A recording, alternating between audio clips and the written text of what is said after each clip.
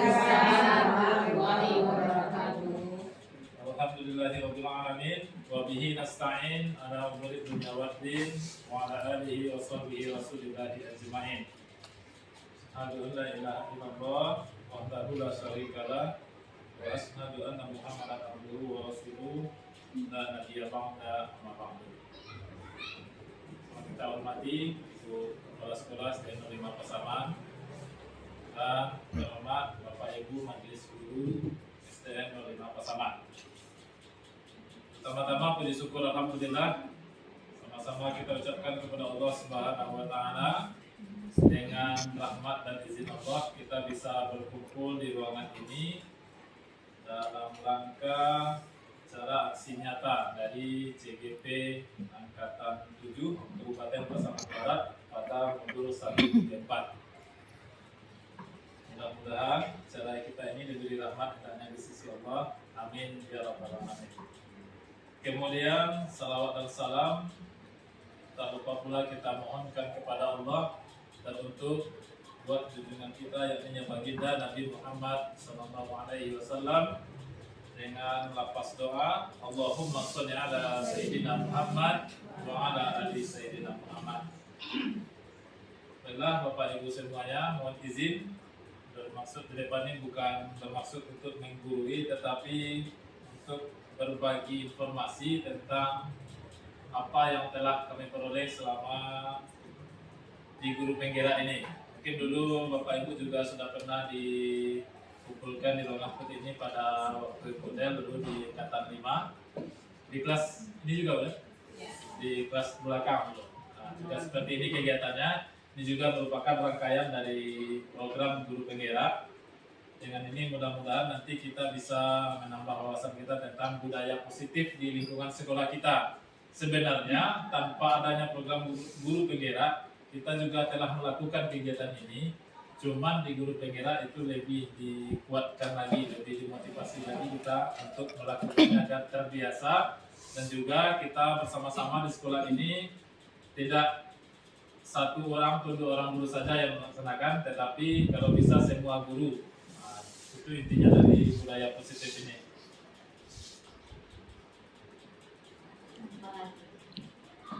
Baik Bapak Ibu semua, ini isi materi kita pada kesempatan kali ini. Yang pertama perubahan paradigma belajar, kemudian ada disiplin positif, ketiga ada motivasi perilaku manusia, yang keempat kebutuhan dasar, kelima posisi kontrol, restitusi, 6 keyakinan kelas, dan 7 terakhir segitiga restitusi. Ini secara ringkas saja Bapak Ibu semuanya. Paradigma belajar itu menurut para ahli dikatakan bahwa apabila kita ingin membuat suatu kemajuan, maka kita harus membuatnya secara perlahan. Sedikit-sedikit ubahlah sikap atau perilaku kita. Nah, namun apabila kita memperbaiki cara utama kita, maka kita perlu merubah kekuatan, mengubah kerangka acuan kita. Jadi dari ini bisa kita ambil kesimpulan Bapak Ibu, kalau kita ingin merubah suatu kebiasaan itu tidak bisa drastis atau spontan. Mengubahnya kita ubah perlahan-lahan, sedikit-sedikit mulai mengubah kebiasaan. Kemudian selanjutnya kita bisa mencoba mengubah orang dengan pandangan yang sama dengan kita. Tapi kalau menurut teori kontrol, kita berusaha memahami pandangan orang lain tentang dunia. Jadi intinya Bapak Ibu, kita mengubah paradigma dan dasar pemikiran kita dari stimulus respon ini ke teori kontrol. Karena kalau menurut stimulus respon orang lain bisa mengontrol saya, kalau menurut teori kontrol hanya kita yang bisa mengontrol diri kita sendiri. Kenapa demikian? Karena tak mungkin orang lain yang bisa menggerakkan kita tanpa adanya keinginan atau kemauan dari kita sendiri. Selanjutnya Bapak Ibu, kita masuk ke budaya positif. Budaya positif, budaya itu merupakan suatu kebiasaan. Kemudian positif itu merupakan kebaikan. Jadi bisa kita artikan, budaya positif ini berarti kebiasaan yang baik yang kita terapkan di lingkungan sekolah kita. Ini telah banyak budaya atau kebiasaan baik yang telah kita lakukan selama ini. Budaya positif merupakan nilai-nilai keyakinan atau kebiasaan yang dilakukan di sekolah berpihak pada anak sehingga bisa mewujudkan anak yang berpribadi kritis, memiliki rasa hormat, kasih sayang, dan bertanggung jawab. Itu diharapkan apabila kita sudah menerapkan budaya positif di lingkungan sekolah kita. Dan muncul pertanyaan, mengapa kita harus ada budaya positif di sekolah? Maka latar belakangnya adalah untuk menciptakan suasana pembelajaran yang kondusif. Maka diperlukan suasana yang positif. Dengan suasana positif, guru dan murid akan menemukan kondisi pembelajaran yang menyenangkan tanpa ada beban.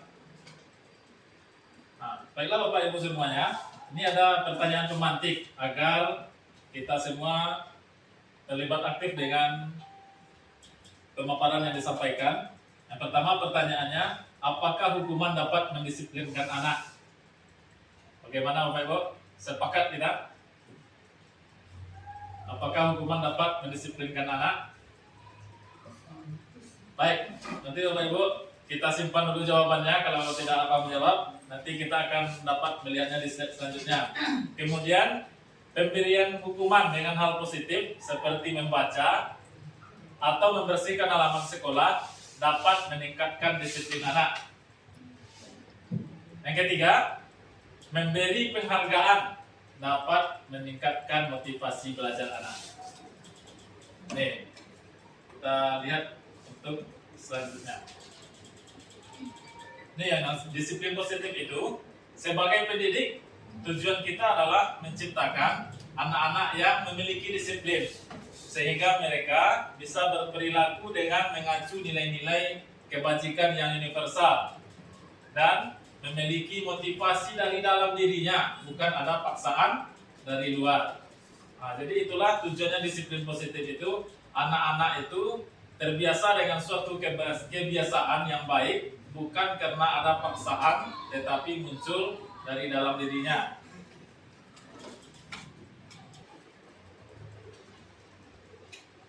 Ini Bapak dan Ibu semuanya, disiplin positif yaitu suatu cara penerapan disiplin tanpa kekerasan. Jadi tidak ada lagi kekerasan, tidak ada ancaman, yang dalam praktiknya melibatkan komunikasi tentang perilaku yang efektif di antara guru dan murid. Jadi cara-cara lama seperti memukul, kalau dulu di zaman kita sekolah ada pakai rol kayu itu yang biasa sering patah. Nah, ternyata untuk disiplin positif kita tak lagi melakukan hal yang demikian. Kita harus berkomunikasi efektif dengan anak kita apabila mereka melakukan suatu kesalahan. Disiplin positif mengajarkan murid memahami konsekuensi dari perilaku mereka. Selain itu, mengajarkan murid tentang tanggung jawab serta rasa hormat dan berinteraksi dengan lingkungan. Jadi dapat kita simpulkan, disiplin positif itu merupakan suatu penerapan disiplin yang bertujuan untuk menumbuhkan kesadaran serta memberdayakan murid melakukan sesuatu tanpa adanya sogokan, ancaman maupun hukuman. Jadi itu sudah mulai terjawab pertanyaannya tadi ya Bapak Ibu ya. Baik Bapak Ibu semuanya, pada umumnya kita dan anak murid kita umumnya manusia ini 5 kebutuhan dasar kita. Ya, pertama ada kebutuhan bertahan hidup, ada penguasaan, kemudian ada kasih sayang dan rasa diterima, kemudian ada kebutuhan untuk kebebasan dan kebutuhan akan kesenangan. Ini 5 kebutuhan dasar manusia yang setiap kita, baik itu anak murid kita dan kita kepala guru juga, ini kebutuhan dasar kita. Kalau salah satu kebutuhan ini tak dipenuhi, maka itulah yang cenderung nantinya akan membuat kita untuk melakukan sesuatu agar hal itu dipenuhi gitu. Maka kalau tidak dipenuhi itu akan menjadi suatu kekurangan yang ada dalam diri kita. Jadi kalau kita bawakan ke anak-anak kita biasanya yang bermasalah itu 5 dari kebutuhan kita salah satunya tadi itu tidak terpenuhi. Maka sebagai seorang guru ini posisi kita. nanti kira-kira kita bisa melihat di posisi manakah kira-kira kita berada. Yang pertama penghukum, atau di pembuat rasa bersalah, atau yang ketiga teman, yang keempat pemantau, yang kelima manajer. Nah, ini kebiasaan kita masing-masing. Nanti kita bisa melihat di posisi manakah kita kira-kira. Kita lihat yang pertama, penghukum. Seseorang yang berada pada posisi penghukum ini biasanya menggunakan hukuman fisik maupun verbal. Orang-orang yang menjalankan posisi penghukum senantiasa mengatakan bahwa sekolah memerlukan sistem atau alat yang dapat lebih menekan murid-murid lebih dalam lagi. Jadi ciri-ciri yang ada di posisi penghukum ini ciri-cirinya: suara tinggi, bahasa tubuh, mata melotot, jari suka menunjuk, dan suka menghardik. Itu posisi yang ada di penghukum. Biasanya kalau ada anak didik atau peserta didik kita melakukan kesalahan, itu sudah biasa kita sama-sama kita mendengarnya, atau kita sendiri mungkin pernah melakukannya pada posisi penghukum ini. Kemudian di pembuat rasa bersalah. Bagaimana pula ciri-cirinya? Kalau pembuat merasa bersalah ini bahasanya biasanya gurunya suaranya lebih lembut. Cuma membuat rasa bersalah kan menggunakan keheningan yang membuat orang lain merasa tidak nyaman sehingga merasa bersalah dan menjadi rendah diri. Ini ciri-cirinya: nada atau suara memelas, bahasa tubuh merapat pada anak atau lesu. Seperti inilah guru yang membuat merasa bersalah. Mungkin kita juga pernah, kalau di saat-saat mood kita mungkin agak sedang tidak baik, mungkin bisa juga kita berada di posisi seperti ini. Lanjut, ini posisi kontrol yang ketiga, yaitu teman. Guru pada posisi ini tidak akan menyakiti murid, namun tetap berupaya mengontrol murid melalui persuasi atau sesuatu yang bersifat ajakan. Ya, bahasa teman lah kira-kira begitu, Bapak. Jadi guru ini memposisikan murid itu sebagai temannya. Gitu. Posisi teman pada guru bisa bersifat negatif, tapi bisa juga positif. Positif ini hubungan baik terjadi antara guru dan murid, tetapi di posisi teman ini murid juga akan terlalu bercanda dengan guru sehingga mungkin nanti menimbulkan rasa hormat yang agak hilang gitu. Ciri-ciri yang ada posisi kontrol pada teman ini yaitu nada suara ramah. Biasalah kalau kita berbicara dengan teman pasti ramah. Kemudian ada akrab, ada canda-candaan, terus suka senyum, dan ada jenakanya gitu. Jadi itulah ciri-ciri yang posisi kontrol teman. Kemudian yang keempat, pemantau. Bagaimana pula dengan pemantau ini? Memantau berarti mengawasi. Pada saat mengawasi, kita bertanggung jawab atas perilaku orang yang kita awasi. Posisi pemantau berdasarkan pada peraturan-peraturan atau konsekuensi.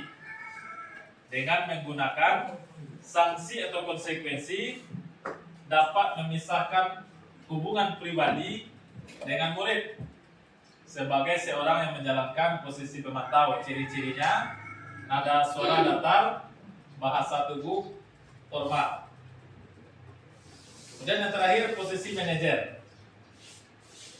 Pada posisi manajer ini di mana guru berbuat sesuatu bersama dengan murid, mempersilakan murid mempertanggungjawabkan perilakunya, mendukung murid agar dapat menemukan solusi atas permasalahan sendiri. Seorang manajer telah memiliki keterampilan di posisi teman maupun pemantau. Dan dengan demikian bisa jadi di waktu-waktu tertentu kembali pada posisi tersebut apabila diperlukan.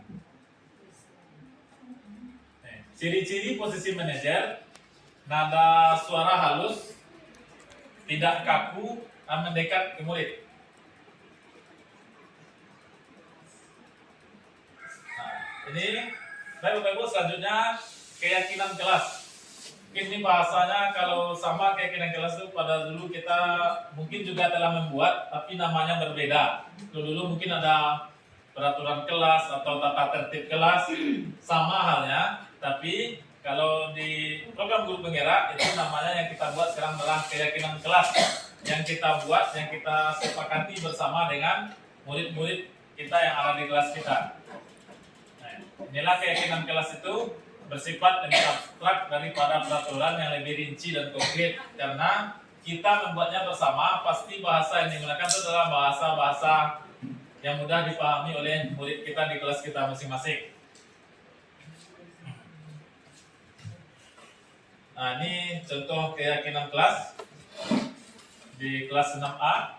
Masuk kelas tepat waktu, kemudian kedua mengucapkan salam apabila masuk kelas, ketiga berdoa sebelum dan sesudah belajar, yang keempat tidak boleh main dorong-dorong pintu, yang kelima tolong menolong dan saling menghargai, 6 memakai pakaian yang rapi, bersih dan sesuai dengan aturan sekolah, yang ketujuh menjaga kebersihan kelas, yang kedelapan membuang sampah pada tempatnya, 9 mengerjakan tugas individu secara mandiri, 10 keluar masuk kelas dengan izin guru, 11 tidak boleh mengganggu teman saat belajar.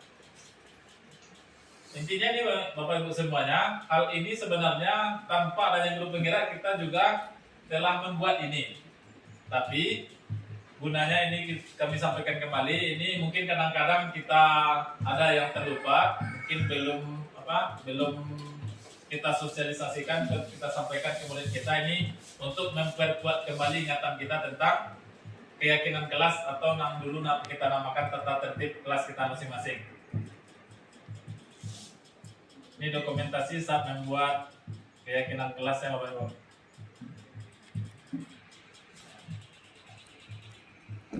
Baik Bapak Ibu, ada sedikit lagi. Ini perbedaan peraturan dengan keyakinan.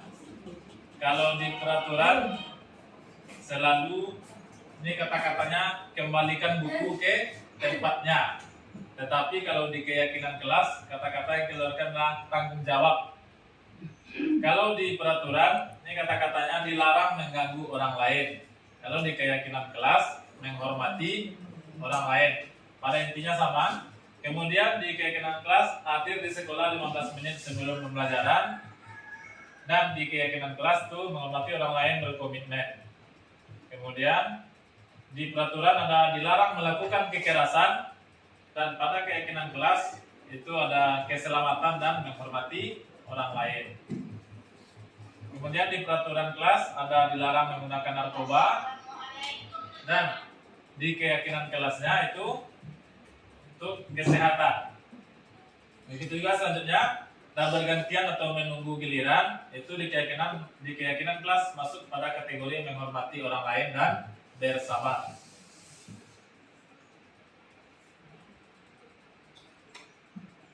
Baik, Bapak Ibu semuanya, ini yang terakhir adalah restitusi. Restitusi ini apabila terdapat suatu murid kita melakukan suatu kesalahan, nanti berdasarkan posisi yang 5 tadi, ada posisi kontrol tadi, ada yang sebagai penghukum, membuat rasa bersalah, dan lain sebagainya itu, ini yang akan dipraktekkan di segitiga restitusi ini Bapak Ibu.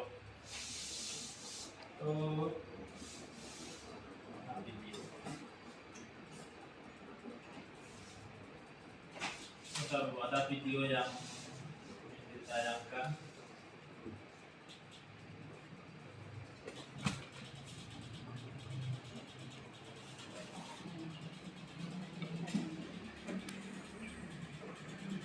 Video tentang segitiga restitusi. Bagaimana sikap kita apabila ada murid kita yang melakukan kesalahan.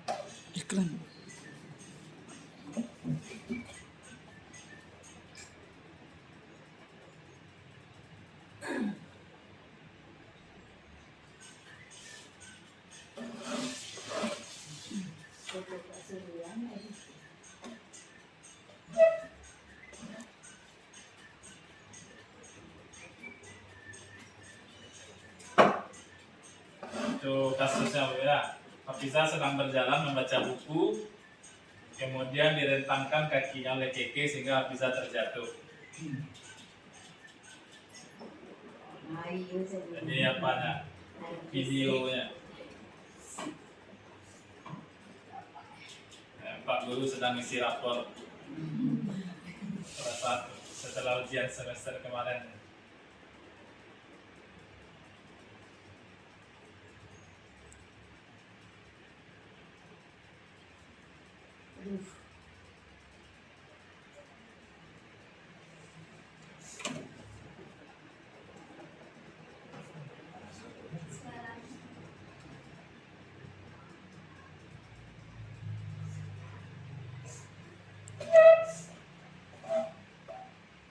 Jadi nilai yang segitiga restitusi itu Bapak Ibu.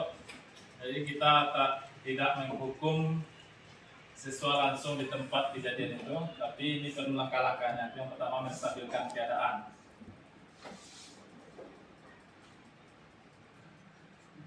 Bertanya dulu kepada Hafiza apa yang sakit atau perlu dibawa ke rumah sakit atau bagaimana, itu yang ditanyakan.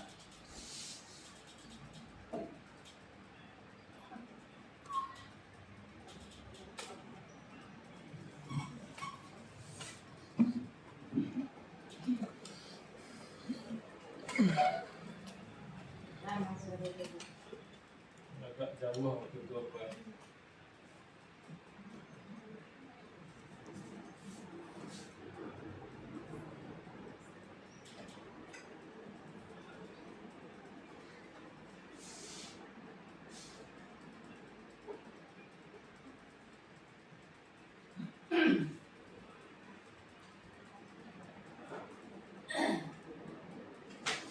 Baik Bapak Ibu semuanya, intinya pada segitiga restitusi itu apabila kita menemukan murid kita atau peserta didik kita melakukan suatu kesalahan, kita tidak mengadilinya langsung di lokasi kejadian. Misalnya dia terjatuh untuk mengganggu temannya, maka kita membawa dulu, kita ajak dulu berkomunikasi baik itu di kantor atau bisa di tempat pustaka sekolah, jangan dekat teman-temannya, seperti itu posisinya.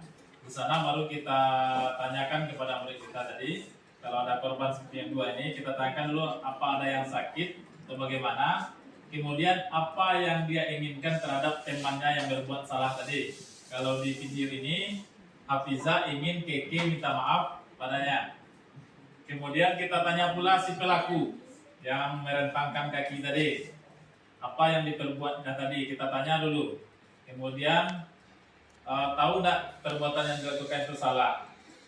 Baru nanti diingatkan keyakinan kelas bahwa di kelas kita telah membuat keyakinan kelas harus menghormati orang lain. Setelah itu barulah di akhir video itu Keke minta maaf kepada Hafiza, maka masalah selesai. Jadi tidak ada nada tinggi, tak ada tunjuk menunjuk, tak ada mata yang melotot. Itu kira-kira Bapak Ibu tentang yang dapat disampaikan pada materi hari ini. Kira-kira ada kebatannya? Atau sudah pas? Pas. Baiklah Bapak Ibu semuanya, terima kasih atas segala perhatian. Mohon maaf atas kelebihan dan kekurangan. Disudahi dengan billahi taufiq wal hidayah. Assalamualaikum warahmatullahi wabarakatuh. Waalaikumsalam warahmatullahi wabarakatuh. Lagu kita selama ini.